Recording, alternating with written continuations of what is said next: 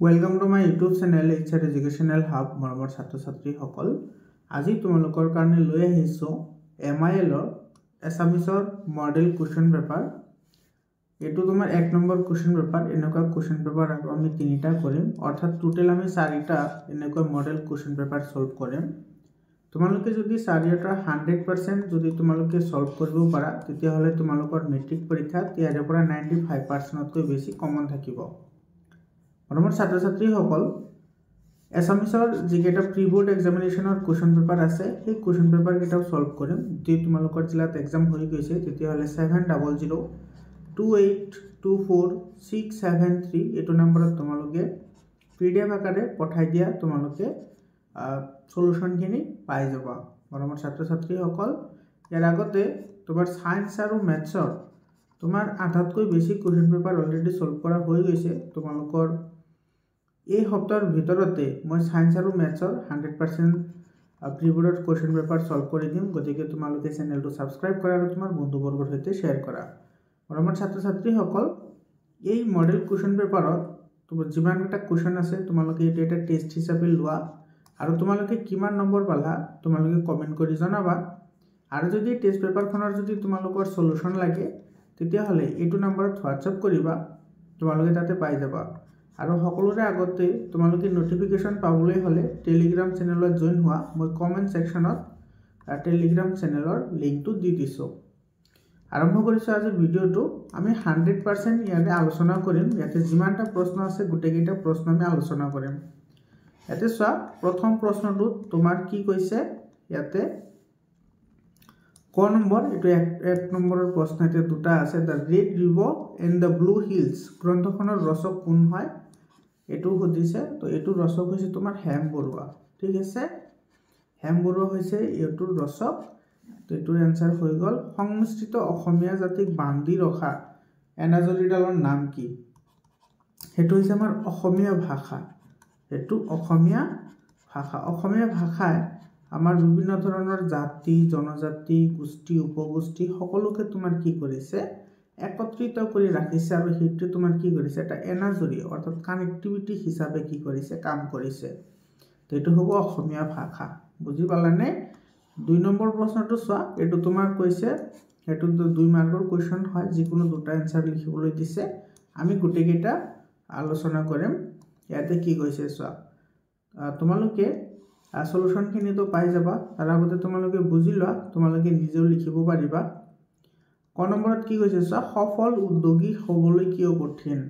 এটো বহুতই ইম্পৰ্টেন্ট এটা কোৱেশ্চন হয় সফল উদ্যোগী হবলৈ এই কাৰণেই কঠিন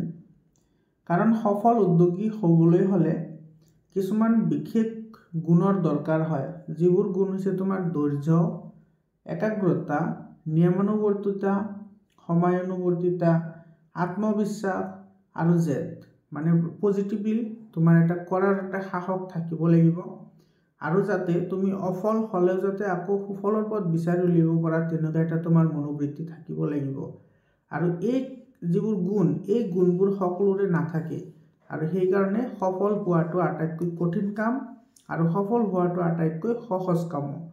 বুজি পাইছানে বাৰু তো তুমি এইখিনি লিখিলে ইয়াতে তোমাৰ आंसर হৈ যাব আৰ্যসকল আদিম বাসভূমি ক'ত আছিল আৰ্যসকলৰ আদিম বাসভূমি ক'ত আছিল এটো আছিল মধ্য এছিয়া ক'ত আছিল মধ্য এছিয়া আছিল আদিমসকলৰ যেটো বাসভূমি হেটো মধ্য এছিয়া আছিল তেওঁলোকে প্ৰাচীন কালত তোমাৰ কি কৰিছিল পাৰস্যৰ পৰা ইৰাক আৰু ইৰানলৈ আহিছিল আৰু তাৰ পিছত এই পাৰস্যৰ পৰা আৰ্যসকল কি কৰিছিল ভাৰতলৈ আহিছিল আৰু সেই ভাৰতত সেই গোষ্ঠীটো বৰ্তমান তোমাৰ কি কৰা হয় এটো আৰ্য গোষ্ঠী নামেৰে জনা যায় গ নম্বৰ প্ৰশ্নটো চোৱা গ নম্বৰ প্ৰশ্নটোত কি কৈছে অসমৰ মংগোলীয় গোষ্ঠীৰ লোকসকল কোনবিলাক অসমৰ যিসকল তোমাৰ মংগোলীয় গোষ্ঠীৰ লোক আছে সেই লোকসকলৰ ভিতৰত প্ৰথমকৈ আছে তোমাৰ কি কছাৰীসকল আছে তাৰ পিছত তোমাৰ চুতীয়া বংশ আছে এটো চুতীয়া বংশ তাৰ পিছত আছে তোমাৰ কোচ বংশ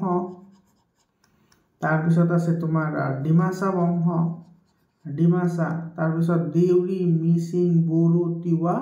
কাৰ্বি আদি এই গুটেইকেইটা জনগোষ্ঠী তোমাৰ কি হয় মংগোলীয় গোষ্ঠীৰ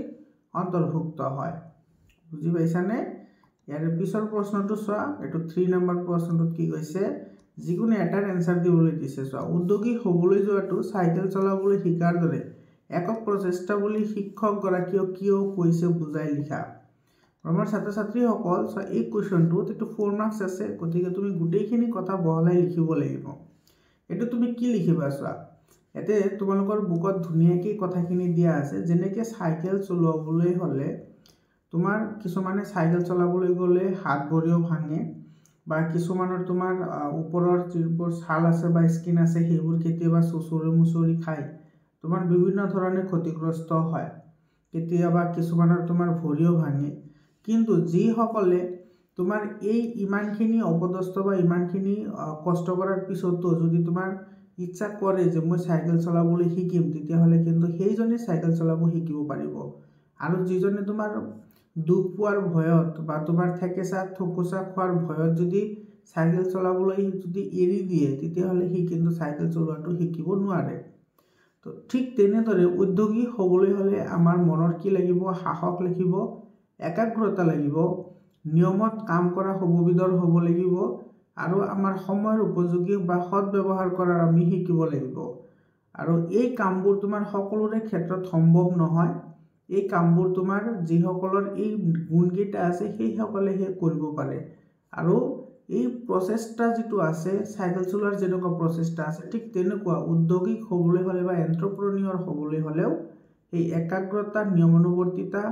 সাহস আৰু তোমাৰ কেতিয়াও হাৰ নমৰাৰ এটা জেদ এটা তোমাৰ লাগিব তেতিয়াহে আমি কি কৰিব পাৰিম সাইকেল চলোৱা শিকাৰ দৰে আমি ভাল এজন উদ্যোগপতি বা ভাল এজন আমি এন্টাৰপ্ৰেনিউৰ হ'ব পাৰিম বুজি পালানে তুমি এইখিনি কথা লিখিবা ইয়াৰ পিছত খ নম্বৰত কি কৈছে চোৱা ভাৰতীয় সংস্কৃতি এক বিৰাট সমন্বয়ৰ বস্তু এটোতো বহুতেই ইম্পৰ্টেন্ট এটা কোৱেশ্চন হয় এটো তোমালোকৰ এনেও জনা দৰকাৰ ঠিক আছে পৰীক্ষাৰ কাৰণে নহয় তুমি এনেও জনা দৰকাৰ যে আমাৰ ভাৰতবৰ্ষখন কিমান ইও ধুনিয়া সেই বিষয়ে তুমি এটো জানাটো বহুতেই দৰকাৰ হয় এতে চোৱা ভাৰতবৰ্ষৰ সংস্কৃতি এটা বিৰাট এটা সমন্বয়ৰ বস্তু হয় এই কথাষাৰ কিমান দূৰ যুক্তিপূৰ্ণ ভাৰতীয় সংস্কৃতি পাঠৰ আধাৰত বিচাৰ কৰা এই কথাটো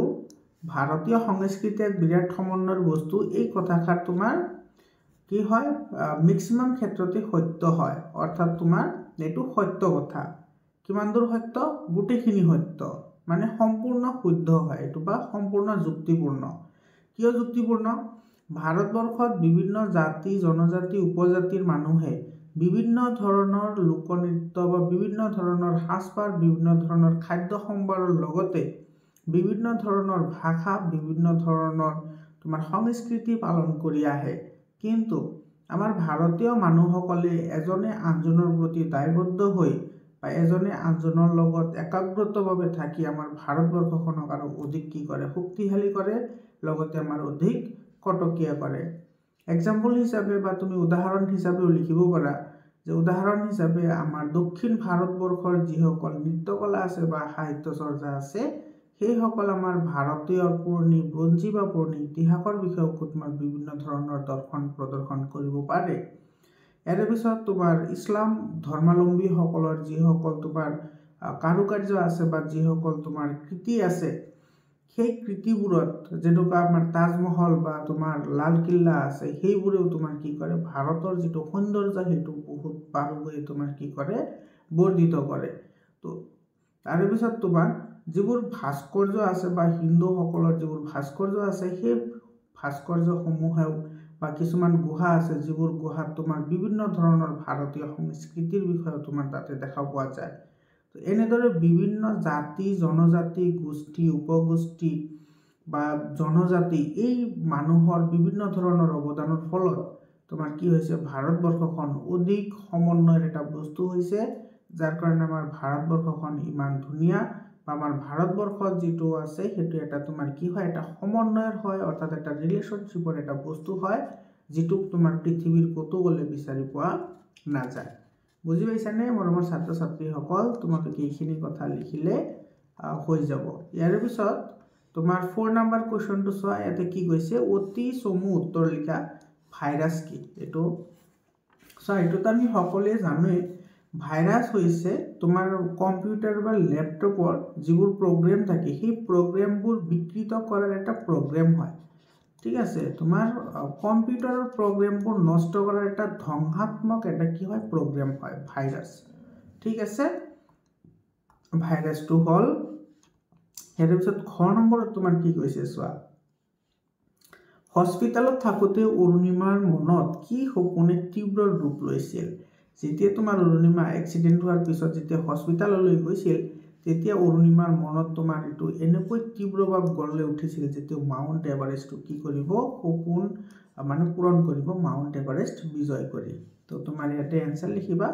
যে সপোনটো আছিল তোমাৰ কি মাউন্ট এভাৰেষ্ট বিজয় কৰা ঠিক আছে ইয়াৰ পিছত তোমাৰ 5 নম্বৰ প্ৰশ্নটো চোৱা চমু উত্তৰ লিখা কামত লৰা ছোৱালী বুলি ভাগ নাই যেনেকৈ কাম ভাগ কৰি দিছো তেনেকেই কৰা কথাষাৰৰ বক্তা কোন তেওঁকে কথাষাৰ ক'বলগীয়া হৈছিল আতিগুৰি মাৰি লিখা ইয়াতে এটা শব্দ ইউজ কৰিছে আতিগুৰি মানে তোমাৰ মানে গোটেইখিনি কথা তুমি ইয়াতে লিখিব লাগিব তুমি ইয়াতে কেনেদৰে লিখিবা আনসাৰটো চোৱা কামত লৰা ছোৱালী বুলি ভাগ নাই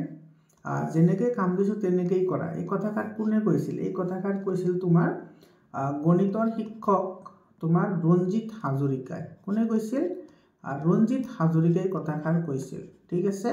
ৰঞ্জিত হাজৰিকা আৰু কিয় কৈছিল এই কথাষাৰ এই কাৰণে কৈছিল তোমালোকে শুনি যোৱা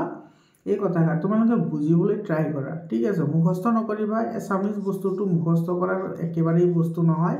মই তোমালোকক এইখিনি এটা গল্প আকাৰে কৈ আছো গল্প আকাৰে অৰ্থাৎ তোমাৰ মই এটা স্টোৰী টেলিং যেন তুমি পাবা তোমালোকে ভালদৰে অলপমান মনোযোগ দিয়া যেনেকৈ তোমালোকে সিনেমাৰ ষ্টৰীবোৰ যে মনত ৰাখা তুমি অলপমান ভালদৰে শুনা তোমালোকে এইখিনি কিন্তু তেনেকৈ মনত ৰাখিব পাৰিবা ঠিক আছে তো এইখিনি তোমাৰ কেনেকৈ লিখিবা চোৱা যেতিয়া তোমাৰ অংকৰ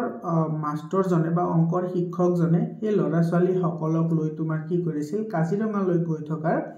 ফলত তোমাৰ মিলি বাছৰ ভিতৰতো তোমাৰ কিছুমান কি আছিল নেতা নেত্ৰী নিৰ্বাচন কৰিছিল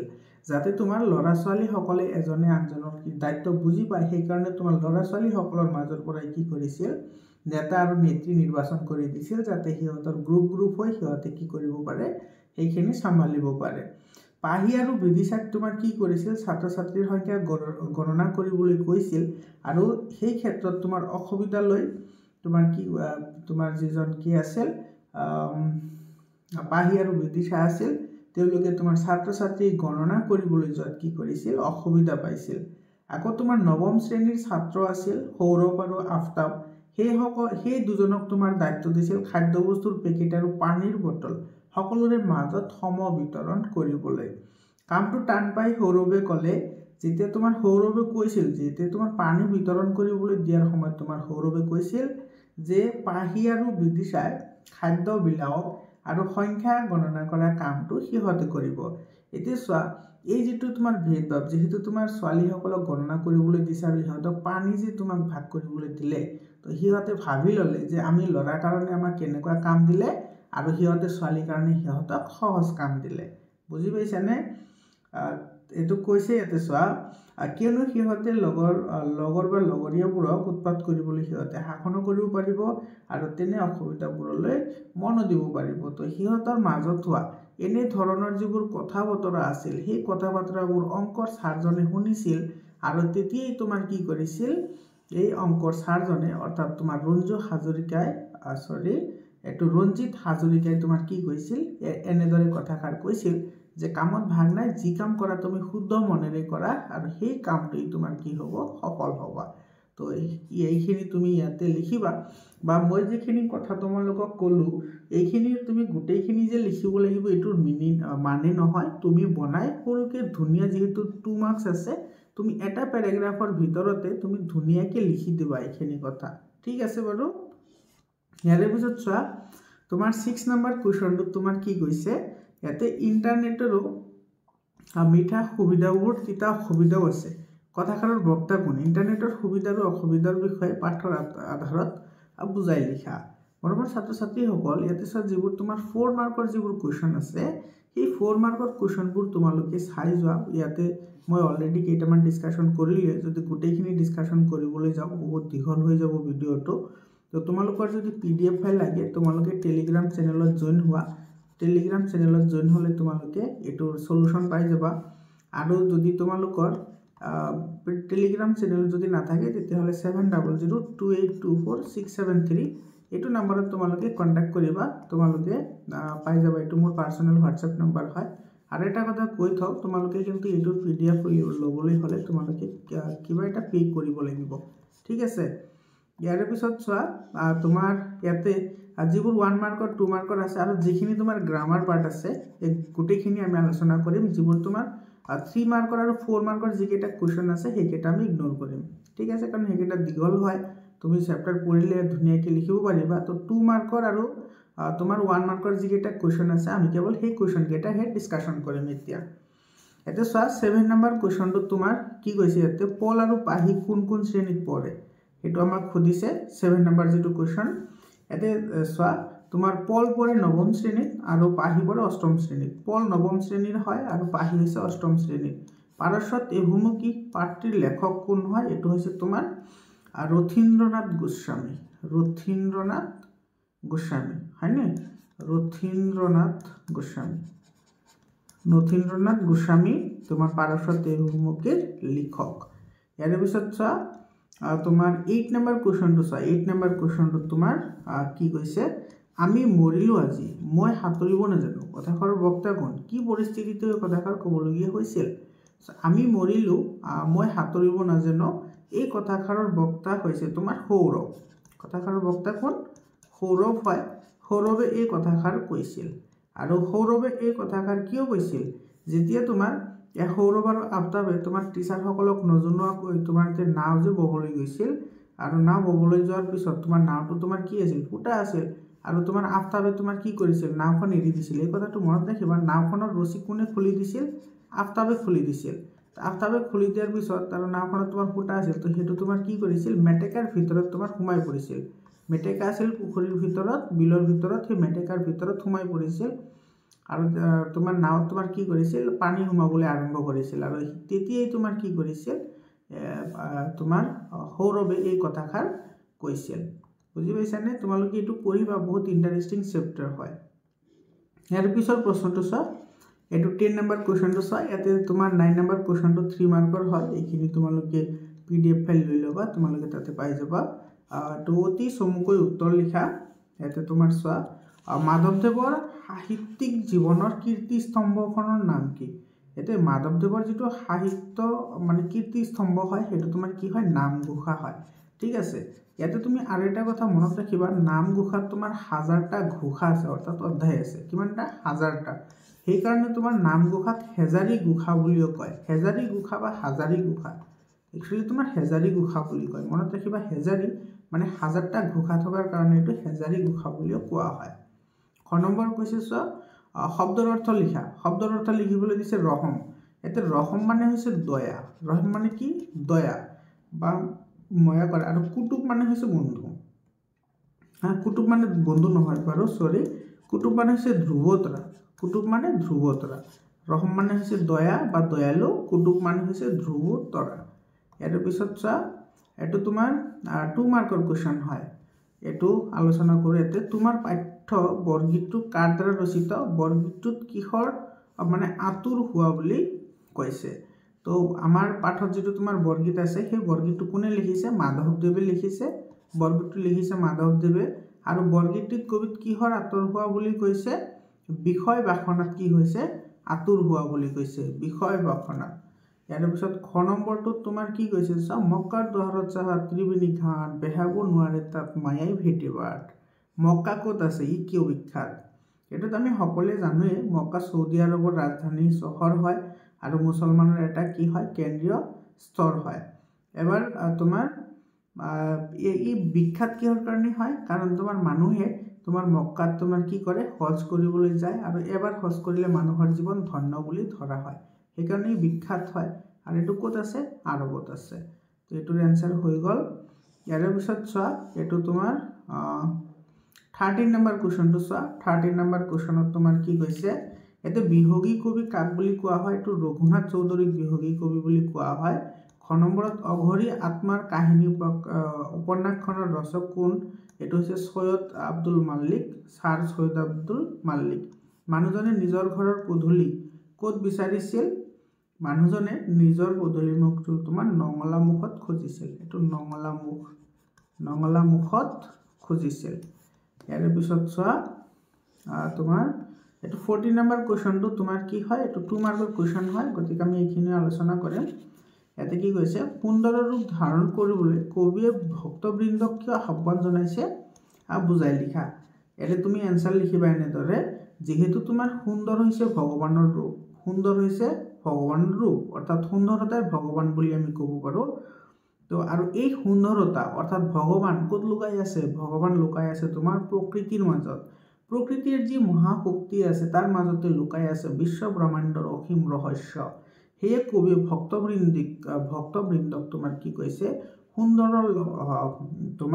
সুন্দৰ ৰূপ ধাৰণ কৰিবলৈ কৈছে অৰ্থাৎ আমাৰ এই পৃথিৱীখনৰ যি মোহমায়া আছে সেইবোৰ সকলো ত্যাগ কৰি প্ৰাকৃতিক যিটো উপভোক্তা বা প্ৰাকৃতিক যিটো তোমাৰ উপলব্ধি যিখিনি তোমাৰ বস্তু আছে গোটেইখিনি বস্তু তোমাৰ সুস্থ তোমাৰ মনেৰে সেইখিনি তোমাৰ অন্তকৰণ কৰিবলৈ কৈছে যাতে ভগৱানৰ যিটো অপাৰ মহিমা বা তোমাৰ কৃপা সেইখিনি মানুহে বুজি পালানে খ নম্বৰটো চোৱা অসমৰ পুৰুষ নাৰীয়ে কেনেকৈ ৰণলৈ ওলাই আহিছিল নিজৰ ভাষাৰে লিখা ইয়াতে চোৱা আমাৰ অসমৰ মানুহসকল ইমানেই বীৰ আছিল ইমানেই সাহসী আছিল যেতিয়া সুদূৰ পশ্চিম ফালৰ পৰা স্বৰ্ণপুৰী অসম মানে আমাৰ অসমখন যেতিয়া পুনৰ আছিল তেতিয়া তোমাৰ কি কৰিছিল মোগল সকলে তোমাৰ কি কৰিছিল অসমৰ মজিয়াত ভৰি দি আনন্দ উল্লাসেৰে আহিব বিচাৰিছিল কিন্তু আমাৰ যি অসমৰ মানুহ আছিল সেই অসমৰ মানুহসকলে তোমাৰ কি কৰিছিল আমাৰ অসমৰ মানুহসকলে তোমাৰ জাতিৰ কাৰণে অসমৰ ভূমি পবিত্ৰ ভূমিটো ৰক্ষাৰ কাৰণে ৰণচণ্ডী হৈ বিভিন্ন ধৰণৰ তোমাৰ কি কৰিছিল তৰুৱাল দা কটাৰী এইবোৰ লৈ তোমাৰ যুদ্ধ কৰিবলৈ ওলাই আহিছিল আৰু এই পৰিস্থিতি তোমাৰ সেই পশ্চিমীয় মানুহসকলে চাই তোমাৰ সিহঁতে ভয় খাইছিল আৰু সিহঁতে আমাৰ অসমখন এৰি গুচি যাবলগীয়া হৈছিল ইয়াৰ পিছত গ নম্বৰটো চোৱা কি কৈছে সাতমহলীয়া ঘৰৰ বাহিৰত ৰৈ থকা মানুহজন কবিৰ হতে কি কথা পাতিছিল তোমাৰ নিজৰ ভাষাৰে লিখা তো এইটো তুমি এনেধৰণে লিখিবা সাতমহলীয়া ঘৰৰ বাহিৰত গৈ থকা বৃদ্ধ মানুহজন কবিৰ অচিনাকি যেন পাই চশমাৰ তলেৰে সন্দেহেৰে তেওঁলৈ চাইছিল তোমাৰ কিছুমান বুঢ়া মানুহ আছে না তোমাৰ এনে ডাঙৰ ডাঙৰ চশমা পিন্ধিব আৰু সেই চশমাৰ তোমাৰ কি কৰে তলেৰে এনেকে কি কৰে চাই থাকে চকুৰ তলফালে কৰি তো তেনেকে চাই আছিল তাৰপিছত মানুহজনে কৈছিল যে তেওঁ হুদ হয় ভাড়াঘৰ বিচাৰি আহিছে তো হঠাতে তোমাৰ ঘৰত যদি কোনো মানুহ আহে আৰু তোমাৰ ঘৰত যদি তোমাৰ খালি ৰুম থাকে তেতিয়াহ'লে তোমাৰতো ভাৱ হ'বই পাৰে যে এই মানুহজন কি জানিবা আমাৰ ঘৰত ঘৰ ভাড়া বিচাৰি আহিছে আৰু তোমাৰ কি কৰিছিল তাৰমানে তোমাৰ মানে মুঠতে আৰু শান্তিত নাছিল আৰু মানুহজন তো মৰিলে শব্দ কৰিবলৈ মানে তাতে যেন মানুহ ওলাই নাহে তাৰ বাসিন্দাবোৰ ধনবলীয়া জনৰ পৰালি নিচিনা হয় আৰু নিজৰ বাহিৰে আন কাৰো খবৰ ল'বলৈ সিহঁতৰ কি নাই কোনো আহৰি নাছিল বুজি পাইছানে তো যেহেতু তোমাৰ নিজৰে কোনো আহৰি নাই যে তোমাৰ কিবা এটা খবৰ ল'ব গতিকে বেলেগৰ কথা আৰু কিমান চিন্তা কৰিব ইয়াৰ পিছত তোমাৰ চোৱা 4 নম্বৰ কোৱেশ্চনটো ইয়াতে চোৱা মই তোমালোকক এটা কথা কওঁ যে 4 নম্বৰ যিবোৰ তোমাৰ কবিতাৰ পৰা যিবোৰ তোমাৰ ব্যাখ্যা কৰিবলৈ দিয়ে প্ৰথমতে তুমি ইয়াৰে উদ্ধৃতিটো দিবা ঠিক আছে তুমি উদ্ধৃতি দিলেই 1 মাৰ্ক পাবা উদ্ধৃতি মানে এটো তোমাৰ কোৰ পৰা দিয়া হৈছে কোনে ৰচনা কৰিছিল সেইখিনি তুমি ধুনীয়াকৈ লিখিবা যে উক্ত কবিতাবাখী আমাৰ অমুক পাঠ্যৰ পৰা অমুক কবিৰ দ্বাৰা ৰচিত তোমাৰ পদ্যৰ পৰা এই মানে কথাভাষী উলিয়াই অনা হৈছে বা তুলি দিয়া হৈছে তুমি যদি এইখিনি লিখিব পাৰা তুমি ইয়াতে 1 মাৰ্ক পাই যাবা আৰু বাকি 3 মাৰ্ক থাকিব সেই 3 মাৰ্ক তুমি ডেসক্ৰিপচনত পাবা বুজি পাইছানে ইয়াৰ পিছত চোৱা এটো আমাৰ 16 নম্বৰ কোৱেশ্চনটো চোৱা 16 নম্বৰ কোৱেশ্চন এতে গ্ৰামাৰ পাৰ্ট দিছে এইখিনি ভালদৰে চাবা ঠিক আছে ইয়াতে চোৱা কি কৈছে তলত দিয়া যিকোনো দুটাৰ বেক বাক্য সহ সমাসৰ নাম লিখা ইয়াতে তোমাৰ বেক বাক্য লিখিব লাগিব লগতে সমাসৰ নাম লিখিব লাগিব তো ইয়াতে চোৱা প্ৰথমতে আছে তলহৰা মানে কি এই গ্ৰামাৰ পাৰ্টখিনি তোমালোকে মোৰ লগে লিখি লবা বহুত ইম্পৰ্টেন্ট হয় এটো তলহৰা মানে তলত হৰা ঠিক আছে তলত যি সৰি পৰে এইটো তলসৰা তলত যি সৰি পৰে এইটো হৈছে বেক বাক্যৰ নাম আৰু ইয়াৰে তোমাৰ কি হ'ব সমাসৰ নাম লিখিবলৈ দিছে তো এতে তলত সৰি পৰা এনেকুৱা তোমাৰ সমাসক তোমাৰ কি বুলি কয় তৎপুৰুষ সমাস বুলি কয় এইটো হ'ব তোমাৰ কি তৎপুৰুষ সমাস তাৰপিছত আছে নিশাচৰ মানে কি তোমাৰ নিশাত চৰে যি এইটো কয় নিশাচৰ হয় নিশাচৰ এইটো তোমাৰ কি হ'ব কৰ্মধাৰয় সমাস এইটো হ'ব কৰ্মধাৰয় সমাস ঠিক আছে ইয়াৰ পিছত আছে তোমাৰ সিংহাসন মানে কি আছিল সিংহাসন মানে হৈছে তোমাৰ সিংহৰ নিচিনা অংকিত আসন এইটো হ'ব সিংহৰ নিচিনা অংকিত আসন সেইটো কয় সিংহাসন অংকিত আসন মানে দেখাত সিংহৰ নিচিনা যি বহা যিটো ঠাই থাকে আসন সেইটো সিংহাসন বুলি কয় আৰু তোমাৰ এইটো তোমাৰ কি হ'ব কৰ্মধাৰয় সমাস হ'ব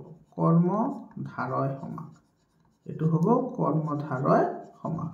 আচ্ছা তোমাৰ ইয়াতে নিশাচৰ যিটো আছে নিশাত চৰে যি যেনেকুৱা বিনা পানীটো তোমাৰ কি হয় বিনা আছে পানীত যাৰ বিনা পানীটো বহুব্ৰীহি সমাস হয় আচ্ছা তো ঠিক তেনেদৰে তোমাৰ নিশাচৰটো তোমাৰ বহুব্ৰীহি হ'ব সৰি বাৰু ইয়াৰ কাৰণে এইটো মিষ্টেক হৈছিল নিশাচৰটো বহুব্ৰীহি হ'ব আৰু তোমাৰ সিংহাসনটো কৰ্মধাৰয় হ'ব আৰু যে তলসৰা যিটো আছে সেইটো তৎপুৰুষ হয় আৰু তোমাৰ এইটো দেৱালয় মানে কি তোমাৰ দেৱৰ আলয় হয় দেৱালয় মানে হৈছে দেৱৰ আলয় অৰ্থাৎ য'ত তোমাৰ দেৱ দেৱী থাকে দেৱৰ আলয় হয় আলয় মানে ঘৰ দেৱৰ ঘৰ সেইটো কয় দেৱালয় তো যেহেতু তোমাৰ দেৱালয় হয় যেনেকুৱা তলত সৰাটো তলসৰা তাৰপিছত তোমাৰ দেৱৰ আলয় এইটো দেৱালয় এইটো তোমাৰ কি হ'ব তৎপুৰুষ সমাস হ'ব এইটো কি হ'ব তৎপুৰুষ সমাস হ'ব ঠিক আছে ইয়াৰ পিছত চোৱা খ নম্বৰত তোমাৰ কি কৈছে তলৰ যিকোনো দুটা শব্দৰ সন্ধি ভাঙা এটা সব বহুত ইম্পৰ্টেণ্ট হয় আৰু তোমাৰ এই সন্ধি ভাঙা তাৰপিছত তোমাৰ যুক্তাক্ষৰ ওৱান ৱৰ্ড সাবষ্টিটিউশন এই গোটেইখিনি মই আপলোড কৰিছোঁ অলৰেডি তোমালোকে চাই ল'বা ঠিক আছে তাৰপিছত তোমাৰ ছন্দৰ পৰাতো 4 মাৰ্কছ 100% কমন তাৰপিছত তোমাৰ ওৱান ৱৰ্ড সাবষ্টিটিউশন অৰ্থাৎ এটা শব্দত প্ৰকাশ কৰা তাৰে পৰা 100% কমন আৰু তোমাৰ ৰচনাৰ বিষয়ে তোমালোকে ভিডিঅ' এটা পাবা কি মানে ইম্পৰ্টেণ্ট ৰচনা আছে তোমালোকে লৈ ল'বা মোৰ পৰা PDF আকাৰত তোমালোকে পাই যাবা ইয়াৰ পিছত চা সন্ধি ভাঙা গায়ক এইটো চা গায়ক যিটো আছে নে সেইটো তোমালোকে সদায় মিষ্টেক কৰা গায়কটো কি হ'ব জানা গৈযুক অক এইটো গায়ক হয় গৈযুক অক এইটো গায়ক হয় মনত ৰাখিবা গৈযুক অক গায়ক ঠিক আছে তাৰপিছত আছে তোমাৰ উচ্চাৰণ এইটো উচ্চাৰণটো তোমাৰ কি হয় এইটো উচ্চাৰণ হ'ব তোমাৰ উচ্চাৰণ ঠিক আছে আৰু প্ৰত্যাখ্যাটো তোমাৰ কি হ'ব প্ৰতিযোগ আখা এইটো হ'ব প্ৰত্যাখ্যা আৰু দিগন্ত তোমাৰ কি হ'ব দিগযুগন্ত এইটো কি হ'ব দিগন্ত আচ্ছা এইটো ক হ'ব দিগযুগন্ত ইয়াতে কিন্তু হ্ৰস্বন্ত দিব লাগিব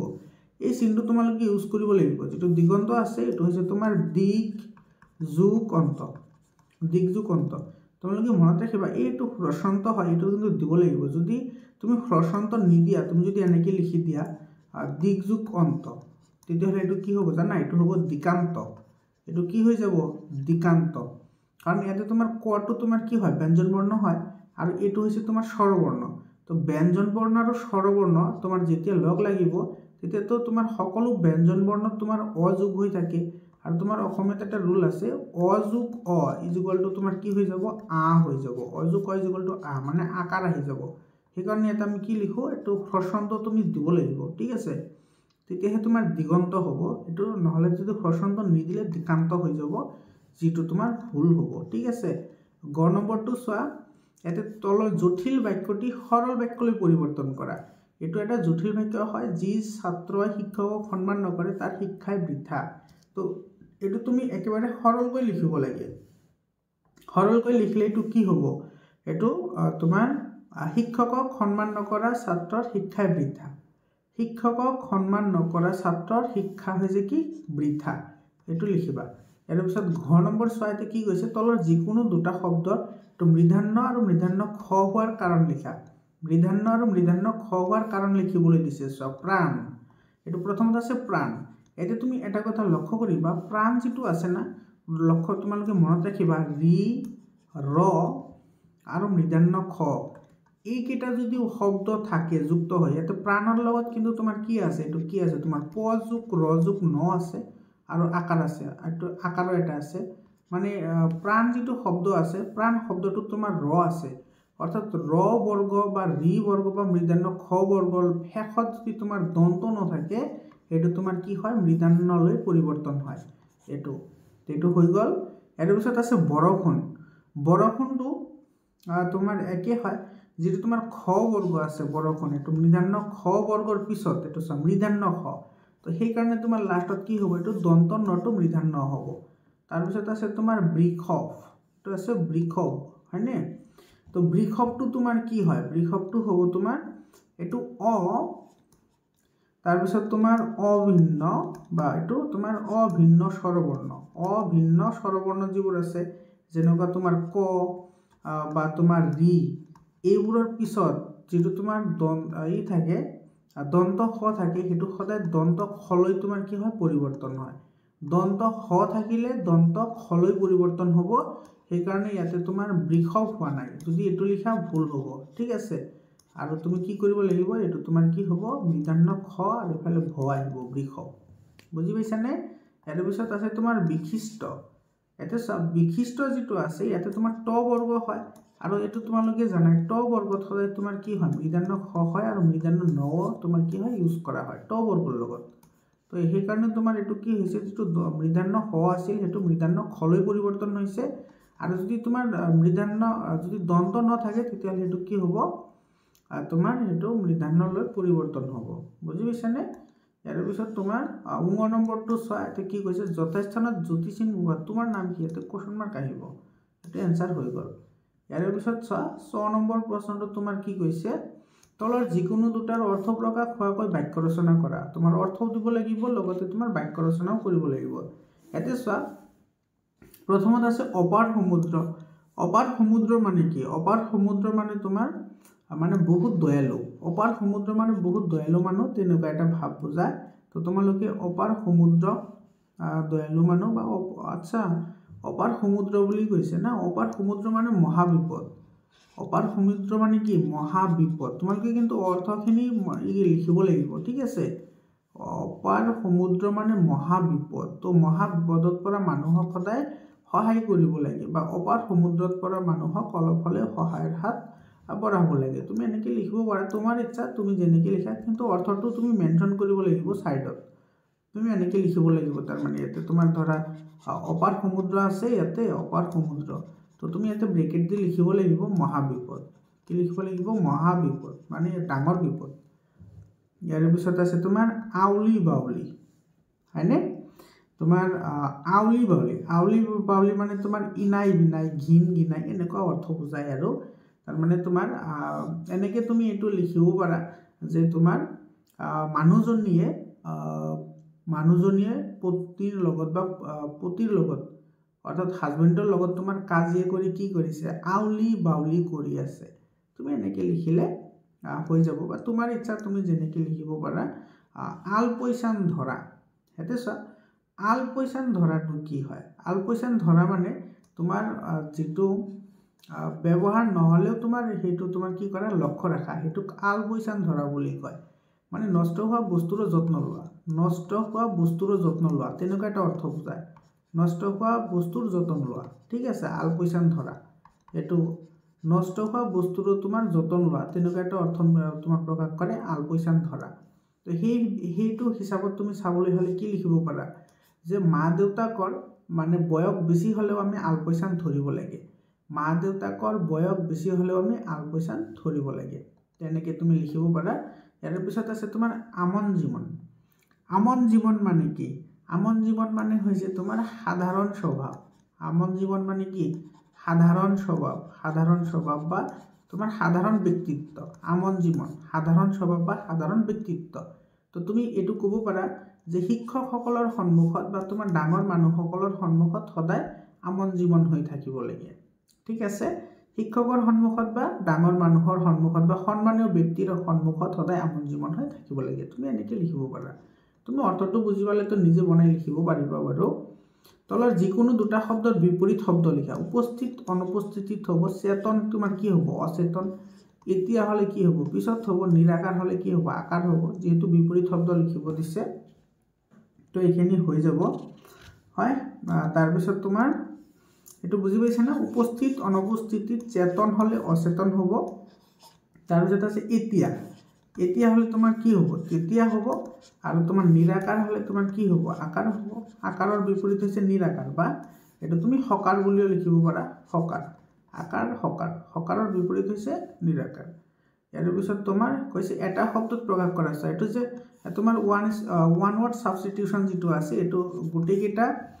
তোমাৰ মই যে অলৰেডি আপলোড কৰিছো ভিডিও তাৰ পৰাই আহিছে যাক একোই নাই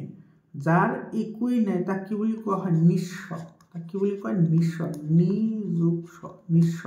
একো নাই যাক বুজিব পাৰি তাক কি বুলি কয় ভূতগম্য এটো মনত ৰাখিবা এটো ভূতগম্য বুলি কয় আৰু যাক তোমাৰ বুজিব নোৱাৰি এটো তোমাৰ কি বুলি কয় অবোধগম্য এটো কয় অবোধগম্য আৰু মাটিৰ নিচেই সৰু টেকেলি এটো তোমাৰ কি বুলি কয় ভুৰুকা এটো কয় ভুৰুকা আৰু তোমাৰ চেলাকি খোৱা বস্তু সেইবোৰ হৈছে তোমাৰ লেজ্জ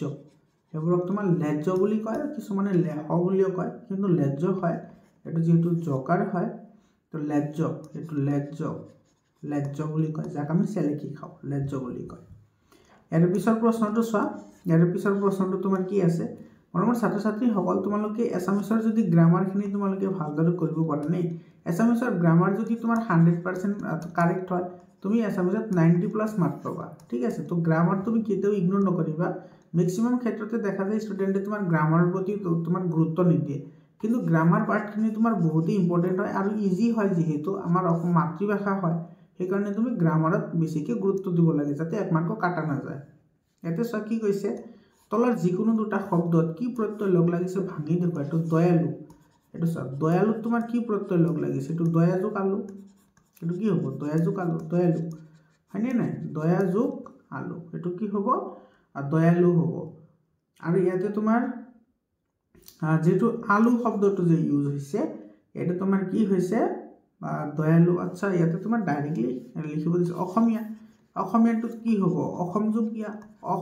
যোগ ইয়া এটো দীর্ঘ ই এতকাৰী ইয়া অনাতাৰটো তোমাৰ কি হ'ব এটো অনাতাৰ হ'ব অনাযুক্তাৰ এটো অনাযুক্তাৰ এটো কি হ'ব অনাতাৰ এতে চন্দ্ৰবিন্দু লাগিব অনাতাৰ আৰু সাধুতা এটো হ'ব সাধুযুক্তা কেটা হৈ গল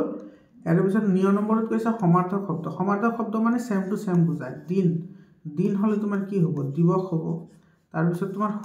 সূৰ্য হলে তোমাৰ কি হ'ব ৰবি মানে সূৰ্য তাৰ পিছত তোমাৰ দিন মানে তোমাৰ কি বুজায় দিবস বুজায় ঠিক আছে বা তোমাৰ যেটো সূৰ্য মানে তোমাৰ ৰবি হয় ৰবিবাৰ সূৰ্যবাৰ তাৰ পিছত তোমাৰ ভাস্কৰ লিখিব পাৰা ভাস্কৰ মানে তোমাৰ কি বুজায় সূৰ্য বুজায় ঠিক আছে ইয়াৰ পিছত সব ভাৱ সম্ৰাহৰণ কৰা এইবোৰ ইম্পৰ্টেন্ট হয় লাগি থাকিলে মাগি নাখায় কিছুমান জিলাত আহিছে তোমাৰ অভাৱে আৱিষ্কাৰৰ মূল আৰু তোমাৰ বিদ্যালয়ত অকস্মাত তোমাৰ জৰুৰত চিকিৎসালয়ৰ ওচৰলৈ যোৱাৰ বাবে এখন আবেদন পত্ৰ লিখা আবেদন পত্ৰটো এটা এক্সামত আহিবই আৰু ইয়াতে চোৱা এবাৰ ৰচনা যিবোৰ আছে চোৱা তোমাৰ জীৱনৰ লক্ষ্য এটা কিন্তু বহুত ইম্পৰ্টেন্ট হয় তোমাৰ জীৱনৰ লক্ষ্যটো ইম্পৰ্টেন্ট হয় আৰু এটা আছে তোমাৰ কি প্ৰিয় সাহিত্যিক ঠিক আছে প্ৰিয় সাহিত্যিক এইটো বহুত ইম্পৰ্টেন্ট হয় তোমালোকে এই দুটা চাবা আৰু এটা চাবা পৰিবেশৰ ওপৰত চাবা বা টেকনলজিৰ ওপৰত এইখিনি তোমালোকে চাবা এৰ পিছত 90 নম্বৰ কোৱেশ্চন যেটো 2 মাৰ্কৰ আছে এটো আমি আলোচনা কৰিব লাগিব 2 মাৰ্কৰটো চোৱা ইয়াতে কি কৈছে ইয়াতে মটকসকলৰ লগত মুৱামৰীয়া বিদ্ৰোহৰ সম্বন্ধৰ বিষয়ে লিখা যেটো তোমাৰ মটক আছিল মটকসকলৰ লগত তোমাৰ কেনেদৰে কি কৰিছিল সিহঁতে মানে সম্বন্ধ অৰ্থাৎ সম্পৰ্ক গঢ়ি তুলিছিল সেই বিষয়ে ইয়াতে আমাক কি কৰিবলৈ দিছে লিখিবলৈ দিছে এতে তোমাৰ এই যেটো প্ৰশ্ন আছে না এটো তোমাৰ 2 মাৰ্কৰ আছে গতিকে তুমি বেছি ইয়াতে তোমাৰ কি কৰাৰ দৰকাৰ নাই লিখাৰ দৰকাৰ নাই তো এইটো তুমি লিখাৰ কাৰণে তুমি কি লিখিবা ইয়াতে চা তোমাৰ যি মটকসকল আছিল মটকসকলৰ লগত তোমাৰ মুৱামৰীয়াৰ যেটো বিদ্ৰোহ আছিল হেতুৰ সম্বন্ধ বহুতেই কি আছিল গভীৰ আছিল আৰু উটুট আছিল মুৱামৰীয়া বিদ্ৰোহৰ প্ৰধান যেটো নেতা আছিল সেই নেতাসকলে তোমাৰ কি কৰিছিল ৰজাঘৰীয়াৰ ওপৰত তোমাৰ কি কৰিছিল অত্যাচাৰ চলাবলৈ বিচাৰিছিল বা অত্যাচাৰ চলিছিল আচ্ছা বিদ্ৰোহৰ নেতাসকলক বিচাৰি নাপাই কি কৰিছিল সাধাৰণ মানুহসকলক সিহঁতে বন্দী কৰি ৰাখিছিল যিটো তোমাৰ বেয়া কাম আছিল এই বিদ্ৰোহত তোমাৰ সৰ্বানন্দ সিংহই তোমাৰ কি কৰিছিল নেতৃত্ব দিছিল আৰু সৰ্বানন্দ সিংহৰ তোমাৰ কি কৰিছিল প্ৰচুৰ মানে সাংগঠনিক দক্ষতা আছিল অৰ্থাৎ বহুতে এফিচিয়েন্সি আছিল মানুহক তোমাৰ ডমিনেট কৰাৰ তেওঁ কাৰাগাৰৰ বাহিৰে ভিতৰে সকলো কাম তোমাৰ কি কৰিছিল নিজেই চম্ভালিছিল এটো যিজন তোমাৰ কি আছিল সৰ্বানন্দ আছিল তেওঁ আৰু এইখিনিৰ তোমাৰ পিছতে তোমাৰ সেইবোৰ মানে দক্ষতা আৰু পৰম্পৰাগত যিবোৰ কথা আছে সেইবোৰ ৰক্ষা কৰি তোমাৰ কি কৰিছিল স্বৰ্গদেউ উপাধি তেওঁ গ্ৰহণ কৰিছিল আৰু এটো কোনে দিছিল স্বৰ্গদেউ উপাধিটো তোমাৰ টাই পৰম্পৰা ৰক্ষাৰ কাৰণে দিছিল আৰু সৰ্বানন্দ এটো কৈছিল বেংগৰত ৰাজ্যবাদী ৰজা হৈ সকলো টাই পৰম্পৰা ৰক্ষা কৰি স্বৰ্গদেউ উপাধি গ্ৰহণ কৰিছিল খ নম্বৰ চোৱা বুৰঞ্জীত উল্লেখ কৰা 12 ঘৰ কছাৰীৰ নাম লিখা এতে কছাৰীৰ নাম লিখিবলৈ দিছে 12 ঘৰ তো এই কছাৰীসকলৰ নাম তুমি কি লিখিবা এটা লিখিবা তোমাৰ ডমছয় এটা হৈছে তোমাৰ ডমছয় ঠিক আছে অৰ্থাৎ ডিমাসা ডমছয় মানে হৈছে ডিমাসা তাৰ পিছত হৈছে তোমাৰ ইনটু জয় মানে হুজাই ইনটু জয় মানে তোমাৰ এটো হুজাই ডাইৰেক্টলি অসমীয়াটোৱে লিখি দিছো তাৰ পিছত আছে তোমাৰ বড়ো তাৰ পিছত আছে তোমাৰ তিৱা তাৰ পিছত আছে তোমাৰ তিৱা ঠিক আছে তাৰ পিছত আছে তোমাৰ সোণোৱাল যেনেকুৱা আমাৰ সৰ্বানন্দ সোণোৱাল আছিল সোণোৱাল তাৰ পিছত আছে তোমাৰ মৰাণ সকল ঠিক আছে আৰু তাৰ পিছত আছে তোমাৰ দেউৰী সকল দেউৰী সকল তাৰ পিছত আছে তোমাৰ মেছ সকল মেছ সকল তাৰ পিছত আছে তোমাৰ কোচ সকল কোচ বংশৰ সকল তাৰ পিছত আছে তোমাৰ গাৰু সকল তাৰ পিছত আছে তোমাৰ ৰাভা সকল আৰু এটা আছে তোমাৰ হাজং সকল তো এই কেইটা ইয়াতে 12টা আছে তো এই 12টা তোমাক লিখিব দিছে ঠিক আছে ইয়াৰ পিছত তোমাৰ চমুটুকা আহিছে ভীমবৰ দেউৰী আৰু তোমাৰ এটো বলাইৰে সেনাপতি ইয়াৰ পিছত চোৱা খ অংশ যেটো আছে এতে 25 মাৰ্কস আছে এতে তোমাৰ কি কৈছে চোৱা 21 নম্বৰ কোৱেশ্চনটো তোমাৰ কি কৈছে তক্ষশিলা বিশ্ববিদ্যালয়ৰ 4খন প্ৰখ্যাত ছাত্ৰৰ নাম লিখা তক্ষশিলা বিশ্ববিদ্যালয়ৰ 4জন ছাত্ৰৰ নাম লিখিব দিছে এটো বহুত ইম্পৰ্টেন্ট হয় এনেকুৱা ধৰণৰ কোৱেশ্চন তো 4জন ছাত্ৰৰ নাম তুমি কি লিখিবা এজন আছিল তোমাৰ জীবক এজনৰ নাম আছিল জীবক আন এজনৰ নাম আছিল তোমাৰ পানিনি পতাকাৰে পা মৃধান্য আৰু দন্ত ন থিচিকানি পানিনি তাৰ পিছত আছিল তোমাৰ চাণক্য আৰু এজন আছিল চৰক চাণক্য আৰু চৰক এইকেইটা এই 4জন আছিল ইয়াৰ পিছত তোমাৰ সব বিখ্যাত যুগ খ নম্বৰ বিখ্যাত যুগ পাঠটিৰ ৰচক কোন হয় বিখ্যাত যুগ এটো হৈছে ভট্টদেৱ এটোৰ নাম হৈছে ভট্টদেৱ তোমাৰ ৰচক আছিল আৰু এটা কথা মনত ৰাখিবা ভট্টদেৱৰ সম্পূৰ্ণ নাম আছিল বৈকুণ্ঠনাথ ভাগৱত ভট্টাচাৰ্য ইয়াৰ পিছত তোমাৰ অভিমন্যুৰ মাতৃৰ নাম কি আছিল অভিমন্যুৰ মাতৃৰ নাম আছিল সুভদ্ৰা কি আছিল সুভদ্ৰা নাম আছিল এটো সুভদ্ৰা ইয়াৰ পিছত 22 নম্বৰ কোৱেশ্চনটো চোৱা 22 নম্বৰ কোৱেশ্চনত কি কৈছে